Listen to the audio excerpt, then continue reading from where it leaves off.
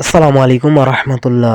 দেখতে দেখতে অর্থাৎ শীতের যে মৌসুমটা আছে সেই মৌসুম অর্থাৎ শীত পেরিয়ে এখন কিন্তু দেখতে দেখতে আস্তে আস্তে গরম চলে এসেছে আলহামদুলিল্লাহ। যেহেতু আমাদের দুই একটি সম্বন্ধিত খামার অর্থাৎ আমাদের যে ছাগলের খামারগুলো আছে আমাদের সেই ছাগলগুলোর মধ্যে একটা কালো ছাগল আছে আমরা কিনেছিলাম আমাদের স্থানীয় এক বাজারে। সেই ছাগলটি আবারও অর্থাৎ হেঁটে এসেছে অর্থাৎ এটা হচ্ছে দ্বিতীয়বার হেঁটে অর্থাৎ এই ছাগলটি একটা ভিডিও আপনাদের দেখাইছিলাম যে বাচ্চা তো নষ্ট হয়ে গেছে, বাচ্চা নষ্ট হওয়ার পর সেটাকে আমরা পুঁতে দিয়েছিলাম।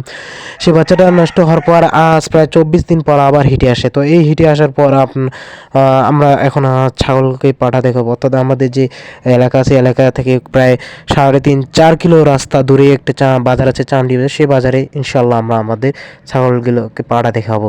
আর এই পাঠা দেখানোর বিষয়টাই আমাদের হচ্ছে মূল বিষয়। অর্থাৎ এইটা বিষয়টা আপনাদেরকে বোঝাচ্ছি যে আমি যে ছাগল থেকে যদি বাচ্চা উৎপাদন করতে চান তাহলে আপনাকে অবশ্যই এটাকে পাঠা দেখাতে হবে, প্রজনন করাতে হবে। আর এইটা আপনাদেরকে অবশ্যই ভালো করে ভালো ব্রিডার দেখে এবং ভালোভাবে চিন্তা ভাবনা করে করতে পালতে হবে। তো আমরা যেহেতু নতুনত্ব ছাগল সেরকম অভিজ্ঞতা নাই, তাই আমাদেরকে কয়েকবার ভুলে ভুলে পড়তে হয়েছে। তো তাই যাই হোক আলহামদুলিল্লাহ আমরা এখন আস্তে আস্তে বুঝতে পারছি। প্রথমবার ওই পাড়া দেখার পর দেখতেছি যে হয় না, দ্বিতীয়বার আমরা আমাদের যে একটা লাল পাড়া দেখলেন এখানে সেই পাড়াটি আবার নেক্সট ডে দেখাইছিলাম।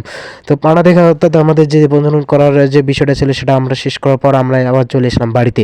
কারণ বাড়ি আসার পর আমাদের যে খামারের কাজগুলো আছে সেই কাজগুলো এখন করে নিতে হবে, অর্থাৎ খামারটিকে আমাদেরকে পরিষ্কার করতে হবে। এই খামারটি কিন্তু আমি একটা ভিডিওতে আপনাদের দেখেছিলাম যে নতুন সংযোজন করা হয়েছিল।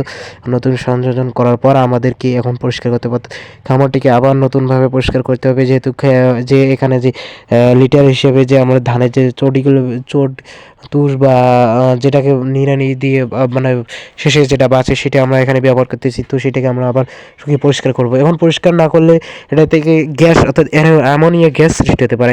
এই গ্যাসের মাধ্যমে আপনারা যে বাড়ির খামারে মুরগি ছাগল হাঁস গরু যা কিছু আছে তাদের অনেক ধরনের রোগ হতে পারে। আপনারা এই দিকে খেয়াল অবশ্যই সতর্কতা অবলম্বন করবেন। তো আমরা আমাদের যে খাবারের এইগুলো লিটারগুলো পরিষ্কার করব এবং পরিষ্কার করার পর আমাদের আজকের পর্যন্ত আজকে মনে আমাদের খামারের কাজ শেষ হবে ইনশাল্লাহ। আমাদের জন্য দোয়া করবেন। আসসালামু আলাইকুম ওয়া রাহমাতুল্লাহ।